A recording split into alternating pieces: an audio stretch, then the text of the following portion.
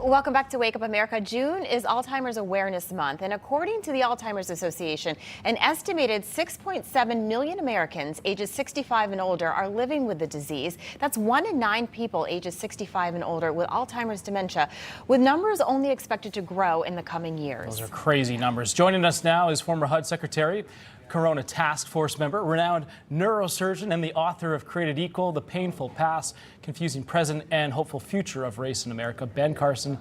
Good morning to you, doctor. You've done it all. Good morning. Today we want to talk about Alzheimer's, and this is something that's impacted me personally. My grandmother, she suffered from this crippling disease. She's since passed away. It's awful to see somebody go through this. What should our audience know about Alzheimer's?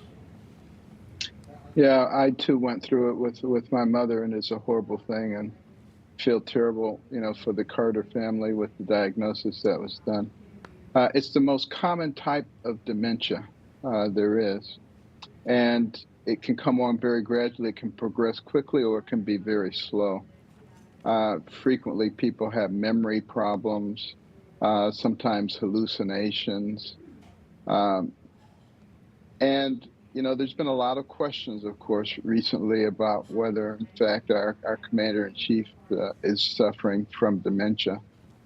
He's certainly suffering from problems associated with aging. There's no question about that.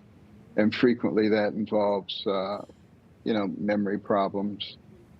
And that's certainly not somebody that you want with the finger on the button and making critical decisions. And that's the really saddest part about all of what's going on right now. There seems to be people in the left who would gladly sacrifice the well-being of our country so that they can hold on to power. And, we've gotten to a very bad place. I'm asked all the time by people in foreign countries, what's happened to you guys? Well, if you don't have leadership, it's sort of like Lord of the Flies. You got all these kids and things really deteriorate very quickly. We need leadership. That's why we have a commander-in-chief. And when they're not acting that way, when they're hiding in the basement, that's not a good thing for the country, and it's not a good thing for the world. No. And a lot of these questions could be put to rest by just taking a cognitive test. Very easy to do. Yeah, good point. And I think a lot of people want to know why the president won't take a cognitive test. You did mention former First Lady Carter. She has been diagnosed with dementia, unfortunately. And then going back to our current president, you talked a little bit about that. Again, we don't know. We're not his doctor. But with dementia and Alzheimer's, how fast does it progress once you start seeing signs? Yeah, it varies. Some people it's incredibly slow, and some people it's fulminant. It just comes on and goes very, very quickly. Some of the researchers feel that it can be slowed down or accelerated by some environmental circumstances. So, for instance, somebody who's active and is challenged mentally, playing games and doing things and keeping them involved will slow the progression. And many of the researchers feel that that is the case. So if someone in your family is at risk for that, make sure you keep them engaged. Your grandparents, people like that, make sure you keep them engaged and involved in things, chess, things like that, that will challenge them. It's so difficult for a family to see someone go through Alzheimer's. I know with our family, my grandmother, she would forget people's names and she would forget who people are, and it was awful that way.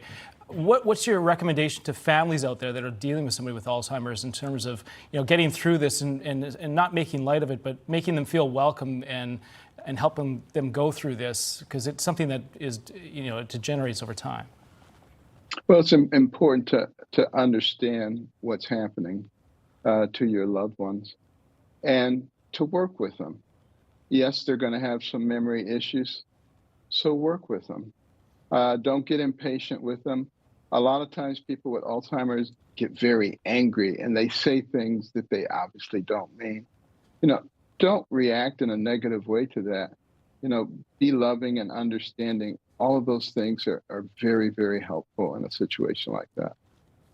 Yeah, I remember my grandfather had it too, and he would get upset so easily. And the doctor saying, "Look, this is just part of what he's going through. It will pass." I do want to talk. Has been some breakthroughs though in this. There have been some drugs out there, medicines. Are you confident that maybe we will find a cure for this, or are these medicines, slowing the progression of this?